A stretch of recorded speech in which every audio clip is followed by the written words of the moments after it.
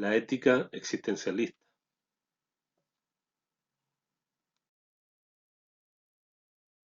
El existencialismo. El existencialismo fue una corriente filosófica que abarcó la última década del siglo XIX hasta la mitad del siglo XX, que buscaba que el ser humano tomara la responsabilidad de sus actos. Sus principales exponentes fueron Jean-Paul Sartre, Martin Heidegger, Søren Kierkegaard, Simone de Beauvoir, Miguel de Unamuno, Albert Camus, etc. ¿Quién fue el principal exponente? Jean-Paul Sartre. Nació en Francia en 1905, murió en 1980. Estudió en la Escuela Normal Superior de París y obtuvo el doctorado en 1929. Durante la Segunda Guerra Mundial sirvió en el ejército francés y fue prisionero de guerra por los alemanes en Nancy. Su pareja fue Simone de Beauvoir, de la que decía que ella era el amor necesario entre otros contingentes. Filósofo y escritor, se adscribió al existencialismo y al marxismo. Solidarizó con la Revolución Cultural China y con la Revolución Cubana. En 1964 se le concede el Premio Nobel de Literatura, pero lo rechaza, porque si lo aceptaba perdía su identidad de filósofo. Escribió La náusea, Los caminos de la libertad, La suerte está echada, La trascendencia del ego, El ser y la nada, El existencialismo es un humanismo, Crítica a la razón dialéctica y otros. Murió a los 74 años en París. Acompañaron su féretro al cementerio más de 20.000 personas. El pensamiento existencialista. 1. Viendo su realidad, el ser humano se da cuenta de que todo está vacío. 2. Antes de su existencia no hay nada, y posterior a ella no hay nada que lo conforme como tal. Según Heidegger, Dasein, el ser ahí, arrojado al mundo y construyendo su mundo. 3. La existencia precede a la esencia. Para el ser humano es más importante su existencia, ser un ser consciente, que la esencia, es decir, por cómo es categorizado por la sociedad. Los actos definen al hombre. 4. Busca el individuo moral, el individualismo moral, donde cada ser humano debe escoger su camino, sin ayuda de las normas o criterios morales. Según Kierkegaard, debo encontrar una verdad que sea verdadera para mí. 5. En la acción individual se llega a la verdad. La experiencia y la acción de acuerdo a sus convicciones lo encaminan hacia lo correcto. 6. La responsabilidad que asume es superior a las que puede cargar un ser humano, pues ante cada uno de nuestros actos respondemos a nosotros mismos y a la sociedad. 7. Debemos transformar nuestra realidad, el aquí, donde existimos, pero eso significa que aparecen ante nosotros los demás, aparecen como un castigo, cuando no se relacionan, cuando no se comunican, el infierno son los otros. Y aparecen como una salvación cuando se comprometen, cuando luchan contra la injusticia, cuando toman conciencia de su existencia, cuando quieren cambiar lo existente. 8. La virtud se transforma en poder actuar de manera verdadera frente a lo que sucede y no como lo haría la multitud. Un escrito de Jean-Paul Sartre. El existencialismo es un humanismo. El existencialismo ateo que yo represento es más coherente.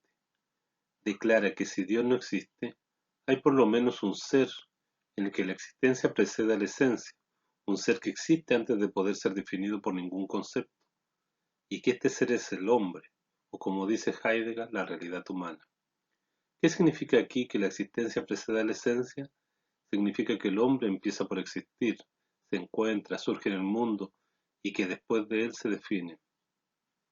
El hombre, tal como lo concibe el existencialista, si no es definible es porque empieza por no ser nada, solo será después y será tal como se haya hecho. Así pues, no hay naturaleza humana, porque no hay Dios para concebirla. El hombre es el único que no solo es tal como él se concibe, sino tal como él se quiere y como se concibe después de la existencia, como se quiere después de este impulso hacia la existencia. El hombre no es otra cosa que lo que él se hace Este es el primer principio del existencialismo. Es también lo que se llama la subjetividad, que se nos echa en cara bajo ese nombre. Pero ¿qué queremos decir con esto, sino que el hombre tiene una dignidad mayor que la piedra o la mesa? Pues queremos decir que el hombre empieza por existir, es decir, que empieza por ser algo, que se lanza hacia un porvenir y que es consciente de proyectarse hacia ese porvenir.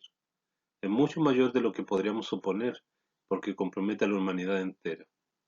El hombre es ante todo un proyecto que se vive subjetivamente, en lugar de ser un musgo, una podredumbre, una coliflor.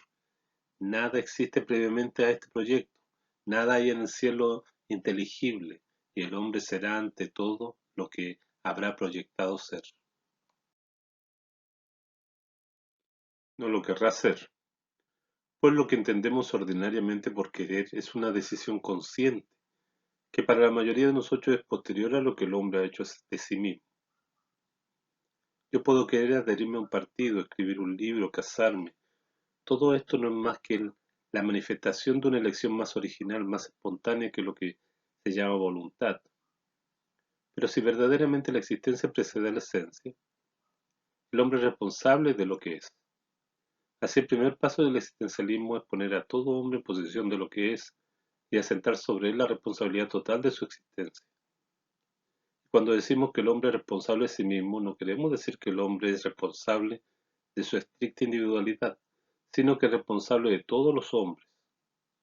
Hay dos sentidos de la palabra subjetivismo, y nuestros adversarios juegan con los dos sentidos. Subjetivismo, por una parte, quiere decir elección del sujeto individual por sí mismo, y por otra parte, imposibilidad para el hombre de sobrepasar la subjetividad humana. El segundo sentido es el sentido más profundo del existencialismo.